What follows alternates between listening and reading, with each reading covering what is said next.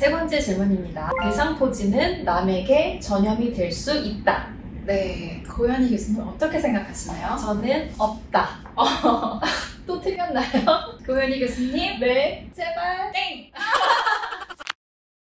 안녕하세요. 노즈벨 닥스의 고현입니다. 오늘은 감염내과 교수님인 손효주 교수님을 모시고 대상포진에 대해서 얘기를 나눠보려고 합니다. 안녕하세요.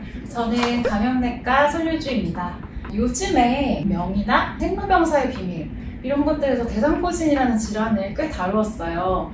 그러다 보니 대상포진에 대한 관심도도 높아지고 실제로 대상포진에 걸린 사람도 많아졌어요. 이 시간을 통해서 대상포진에 대한 이야기를 해보려고 합니다. 12가지 질문을 먼저 리스트업 해드릴게요.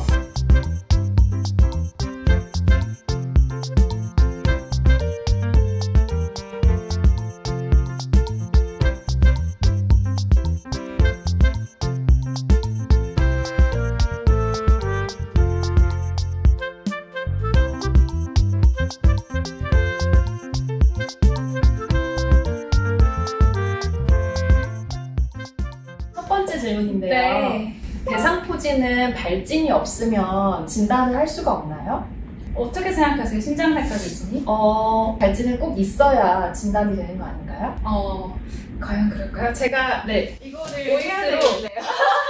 첫 번째 문제. 네. 발진이 없어도 대상포진일 수 있다. X. 그래서 X입니다. 일단 대상포진에 대한 아주 기본적인 개념부터 설명드리면, 어렸을 때 수두 대상포진 바이러스가 몸속에 들어왔다가 우리 몸에 있는 신경절이라는 곳에 잠복을 해 있어요. 그러다가 면역력이 떨어지는 어떤 순간에 재활성화가 되면서 신경을 따라서 피부로 가고 피부에 발진을 일으키는 것이 전형적인 대상포진인데, 대상포진 중에는 발진이 없이도 통증만 있는 대상포진이 있어요. 무발진성 대상포진, 조스터신 헤르페트라고도 하는데요. 그것뿐만 아니라 뇌수막염을 일으키기도 하는데, 이럴 때는 대상포진 전형적인 발진이 없을 수 있어요. 또한 얼굴 신경마비나 척수염을 일으켜서 하지 마비가 생기기도 하고, 췌장염이라던가 간염, 위장관 궤양 같은 것들, 이런 것들도 피부에 생기는 발진 없이 대상포진의 한 임상 형태로 나타날 수가 있습니다. 그래서 발진이 없어도 대상포진일 수 있습니다. 그렇군요. 발진이 없어도 의심을 해보도록 하겠습니다. 네. 두 번째 질문입니다. 네. 대상포진에는 골드타임이 있나요? 골드타임이요? 골든타임.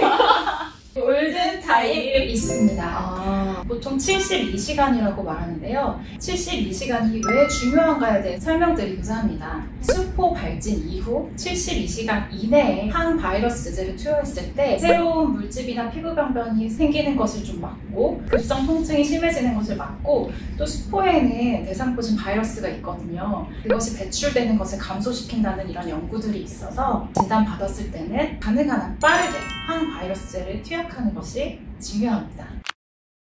세 번째 질문입니다. 대상포진은 남에게 전염이 될 수 있다. 네, 고현희 교수님 어떻게 생각하시나요? 저는 없다. 또 틀렸나요? 고현희 교수님? 네, 제발. 땡! 큰일 났구나. 제가 이런 질문을 준비했던 게 사실 환자분들 뿐만 아니라 의사들도 궁금해하는 점들을 제가 속속들이 좀 뽑아봤어요. 그래서 대상포진은 전염이 될 수 있습니다. 대상포진에서 대상포진으로 전염이 되는 게 아니라, 대상포진 수포에는 수두 대상포진 바이러스가 있어서 수포가 수두 면역력이 없는 환자에 접촉을 하게 되면 실제로 수두를 일으키기도 합니다. 그래서 특히 3개월에서 12개월 후아들은 대상포진 환자와 접촉하는 것을 피하는 것이 좋겠습니다. 네 번째 질문. 대상포진으로 실명을 할 수가 있다. 네, 실명할 수 있나요? 이제 이쯤 되니까 약간 두근두근 하는데요. 실명할 수 있습니다. 네, 있습니다. 주로 이제 등, 상체나 이런 데 많이 생기지만 두 번째로 많이 생기는 부분이 얼굴이에요. 이때 이제 눈 쪽으로 가는 신경, 뇌신경들이 여러 가지 있는데, 2번 신경이 시각신경, 3번 신경이 눈돌림신경, 또 5번 3차 신경 중에 1번 브랜치, 그러니까 첫 번째 가지, 눈 가지는 눈 쪽으로 가거든요. 이 신경절에 있는 대상포진이 활성화된 거를 눈 대상포진이라고 하는데, 이런 경우에는 공막염, 망막염, 또 눈 주위에 수포가 생기거나 또 포도막경, 심하게는 급성 망막 괴사까지도 일으킬 수 있습니다. 심하면 정말 실명을 할 수도 있는 거죠. 그렇기 때문에 눈 주위에 대상포진 수포가 생겼다면 반드시 안과 전문의의 진찰을 받으셔야 합니다. 되게 중요한 네. 너무 네. 무서운데 이 정보를 들으시고 빨리 진료를 보셨으면 좋겠습니다. 5번째 질문. 네. 대상포진이 걸린 후에는 흉터가 남는다. 흉터가 남나요? 경험에 네. 비춰서는 네. X가 아닐까. X. 네. 대상포진에 걸리신 적이 있으신가요? 네, 전공의 때 아주 힘들었을 때 정전기가 등 쪽으로 네. 자꾸 신경이 쓰이게 오는 거예요. 그래서 네. 3일 정도 아무렇지 않다가 갑자기 하나 둘씩 올라오더니 뼈를 기준으로 아름답게 이렇게 띠가 생겼어요. 그래서 바로 피부과를 갔죠. 대상포진이다. 그래서 약을 주셨고 복용하고는 잘 나아서 흉터는 지금은 없는데 흉터가 없으세요? 네, 제가 발견을 못한 걸 수도 있죠. 네. 등이라. 정답이 뭔가요? 제가 봐드릴 수도 없고 대상포진 후에 흉터는 생길 수 있습니다.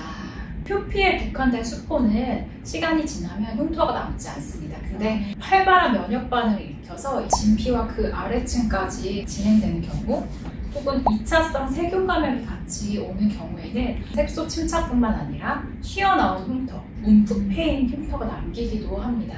그래서 대상포진은 조기에 진단하고 조기에 치료하고 또 2차성 세균 감염이 생기지 않게 잘 관리하는 게 매우 중요하다고 할 수 있습니다. 20, 30대에도 대상포진이 걸릴 수 있다. 이거는 100% 네. 정답일 것 같은데. 그럼요. 고루 정답이다. 맞습니다. 네. 근데 사실 면역력이 상당히 떨어졌을 때 걸리는 질환이기도 하고 젊은 사람한테 걸렸을 때는 실제로 면역 저하 질환이 동반된 건 아닌지 확인해봐야 되는 질환이기도 합니다. 처음에 수두에 걸리고 대상포진에 대한 면역 반응이 이만큼 증가한 상태에서 점점 나이가 들면서 떨어지다가 약간씩 면역이 부스팅돼요. 그러다가 어떤 일정 수준 미만으로 면역이 떨어지면 그때 확 대상포진이 되는 건데 그래서 이 질환은 60세 이상에서 발병률이 매우 높습니다. 젊은 분들은 고령에 비해서 걸릴 확률은 5배 이하 그 정도로 좀 낮기는 합니다. 여기서 또 궁금한 건 대상포진은 재발할 수 있다. 재발을 할 수 있나요? 할 수 있을 것 같아요. 이번엔 정답. 네. 대상포진은 재발할 수 있습니다. 국내 데이터로 본 연구에 의하면은 4년 정도 추적 관찰을 했을 때 100명 중에 5명 정도 다시 한번 대상포진이 걸리는 걸로 되어 있고 고령이고 또 면역 저하 환자일수록 재발이 조금 더 많이 있는 것으로 되어 있습니다. 대상포진 후 신경통은 젊은 사람에게서 더 잘 발생합니까? 네. 어떻게 생각하세요? 오히려 젊으니까 네. 더 감각이 활성화돼서 네. 신경통은 더 잘 느끼실 수 있을 것 같아요. 이쯤 되면 고현희 교수님 계속 일부러 틀리는 정답은 X입니다. 처음에는 대상포진 통증이 급성기에 있다가 이렇게 잦아들게 마련인데 수포가 생기고 90일, 3개월이 지났는데도 여전히 통증이 남아있는 거를 대상포진 후 신경통이라고 합니다. 이 통증은 아주 심각해서 심한 통증까지도 호소하는 사람이 있습니다. 어떤 분들은 이게 대상포진보다 더 무서운 질환이라고도 합니다. 그러니까 연구에 따르면 10에서 50% 정도까지 발생을 한다고 되어 있는데 아주 가벼운 통증이 남아있는 경우는 절반 정도가 남아있다고 하고요.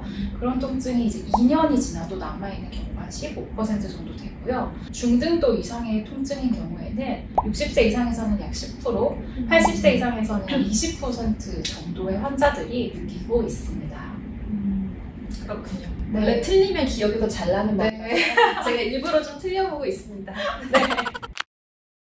대상포진에 걸리면 네. 중풍이나 심장마비, 치매가 더 잘 발생할까요? 사실 이 부분이 매우 중요한 부분이기도 하고 깊게 공부하고 있는 부분이기도 합니다.